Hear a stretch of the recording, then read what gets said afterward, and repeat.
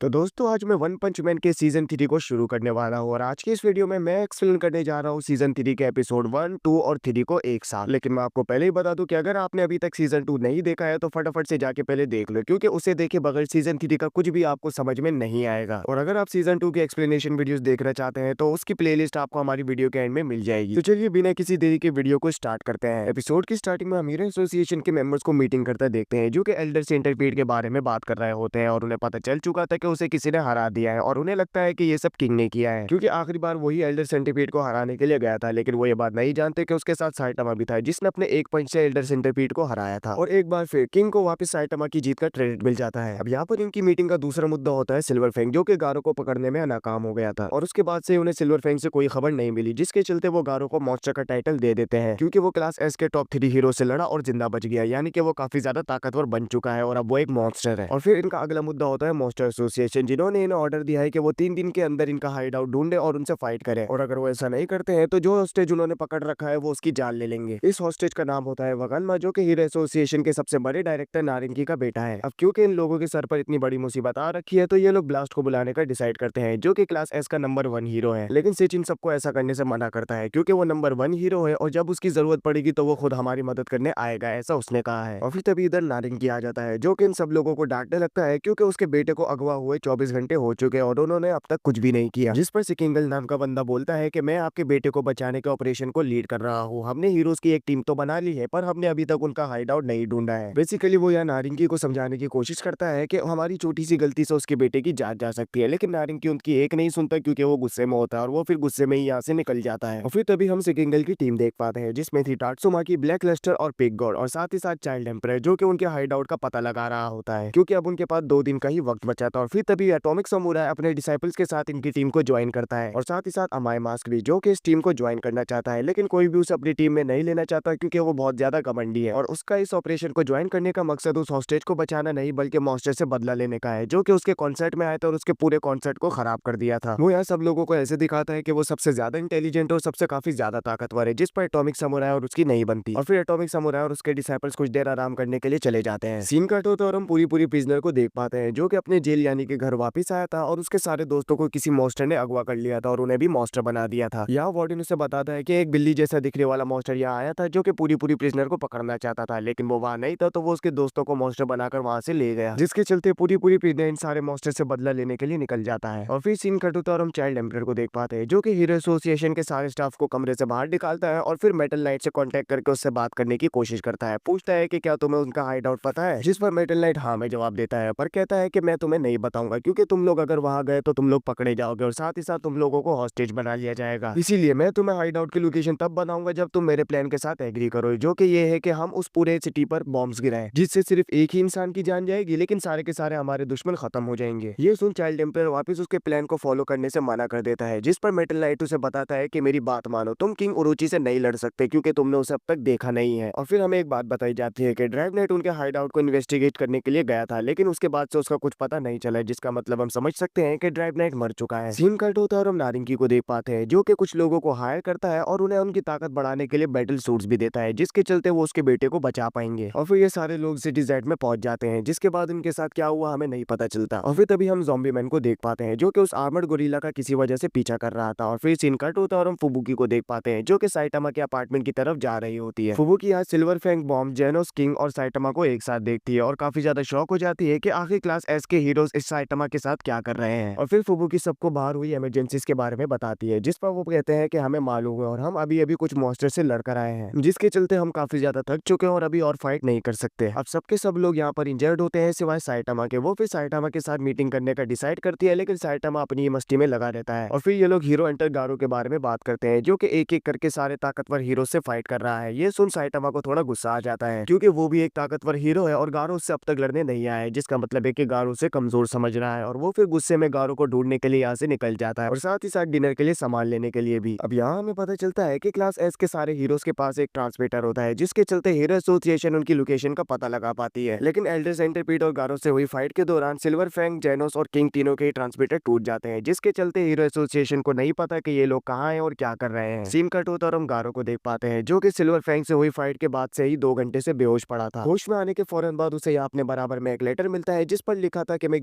ग्योरो ग्योरो हो और तुम अभी मॉन्स्टर एसोसिएशन के हाइड आउट में हो और यहाँ से निकलने के बाद मुझसे एक बार मिल लेना। ये सुन गारो फटाफट से ग्योरो ग्योरो के पास पहुंचता है, जहाँ पर वो ग्योरो ग्योरो को देखता है कुछ इंसानों के साथ। ये वही लोग थे जिन्हें नारिकी ने हायर किया था अपने बेटे को बचाने के लिए, और ग्योरो ग्योरो इनकी जान लेने की सोच ही रहा होता है, लेकिन इनके बैटल सूट्स के चलते नहीं लेता, क्योंकि मशीन गॉड ने उसे बताया था कि इनके बैटल सूट्स उनके काफी ज्यादा काम आ सकते हैं। लेकिन ये बैटल सूट सिर्फ इन्हीं लोगों के लिए काम करते हैं, जिसके चलते हम बैटल सूट्स को मॉन्स्टर्स को नहीं दे सकते। और अगर आपका सवाल है कि मशीन गॉड कौन है, मशीन गॉड वही है जो कि किंग को हंट करने के लिए आया था, लेकिन किंग वहां नहीं था, तो जेनोस ने उससे फाइट करी थी और उसे पूरी तरीके से डिस्ट्रॉय कर दिया था। जिसके बाद ये मशीन गॉड का नया वर्जन है, जहां वो अपने आप को बुलाता है G5। अब ग्योरो ग्योरो मशीन गॉड की बात सुन यहाँ पर सक्यूबस वाले मॉन्स्टर को बुलाता है, जिससे वो सारे इंसानों को कंट्रोल कर लेती है, यानी कि एक तरीके से सारे इंसान उनके कंट्रोल में और साथ ही साथ बैटल सूट्स भी। और फिर ये सारा मसला हल होने के बाद ग्योरो ग्योरो गारो को अंदर बुलाता है। गारो फिर यहाँ उससे पूछता है कि वो आखिर उससे क्या चाहता है, जिस पर ग्योरो ग्योरो बताता है कि हमें एक लीडर चाहिए और तुम उस लीडर के होने के लिए कैंडिडेट हो, लेकिन लीडर बनने के लिए तुम्हें हमारी एसोसिएशन को ज्वाइन करना होगा, जिसके लिए तुम्हें किसी भी हीरो का सर काट कर यहाँ लेकर आना है, वो भी सिर्फ एक दिन के अंदर। और ये ऑर्डर असल में ग्योरो ग्योरो को किंग उरुची ने गारो को देने के लिए कहा था। जिसके बाद गारो यहाँ से निकल जाता है, क्योंकि वो अभी इस हालत में नहीं है कि इन सारे मॉन्स्टर से फाइट करे। और गारो के यहाँ से जाने के बाद ग्योरो ग्योरो यहाँ पर दो मॉन्स्टर्स को उसके पीछे भेजता है उस पर नजर रखने के लिए, जिनमें से एक का नाम होता है किंग द रीपर और दूसरे का नाम होता है इंसेक्ट गॉड। और इसी के साथ यहाँ फर्स्ट एपिसोड एंड होता है और इसके पोस्ट क्रेडिट सीन में हम सोनिक को देख पाते हैं, जिसने पिछली मर्तबा मॉन्स्टर सेल्स को खाया था ताकि वो मॉन्स्टर बनकर ताकतवर बन सके और साइटामा को हरा सके, लेकिन उसके बाद से उसका पेट खराब हो गया था, जिसके चलते वो अभी फाइट नहीं कर सकता। हम यहाँ देख पाते हैं कि उसकी बॉडी में थोड़े बहुत चेंजेस हुए हैं, पर उसकी अपीयरेंस जरा भी चेंज नहीं हुई है। सेकंड एपिसोड की शुरुआत में हम कुछ इंसानों को परेड निकालते हुए देखते हैं, जो कि कहते हैं कि मॉन्स्टर्स के सामने हमें सरेंडर कर देना चाहिए, और अगर हम उन्हें हर एक दिन एक सेक्रीफाइस भेजेंगे तो वो हमें जिंदा छोड़ देंगे। ये सुन बाकी के लोग कहते हैं कि यहाँ से दफा हो जाओ, क्योंकि हम लोग कभी भी मॉन्स्टर्स के सामने सरेंडर नहीं करेंगे। और फिर ये परेड वाले लोग ये देख उन लोगों को पकड़कर उन्हें एज अ सेक्रीफाइस ऑफर करने के बारे में कहते हैं, जिस पर ये परेड वाले लोग उन्हें पकड़ने के लिए जाते भी हैं, पर वो गारो से टकरा जाते हैं, जिस पर गारो उनको एक मुक्का मारकर बेहोश कर देता है और सारे परेड वाले लोग ये देख डर जाते हैं। अब यहाँ हमें पता चलता है कि बहुत सारे हीरोज काफी ज्यादा जख्मी हो गए हैं और क्लास हेस के हीरोज हॉस्टेज को बचाने में लगे हुए हैं, जिसके चलते क्रिमिनल्स और बाकी सारे लोग आजाद घूम रहे हैं। गारो को यहाँ भूख लगने लगती है, जिस पर वो एक होटल के अंदर जाने का डिसाइड करता है, लेकिन कुछ क्रिमिनल्स यहाँ एक आदमी को परेशान कर रहे होते हैं और वो गेट के आगे ही खड़े होते हैं, जिस पर गारो ने साइड में हटने के लिए कहता है। ये देखिए क्रिमिनल गुस्सा होकर चाकू से गारो पर अटैक करता है, लेकिन गारो उसका चाकू तोड़कर उसे डराकर वहां से भगा देता है। गारो फिर यहाँ होटल के अंदर पहुंचकर बहुत सारा खाना खाने लगता है, जिसे देख पूरा स्टाफ शॉक होने लगता है।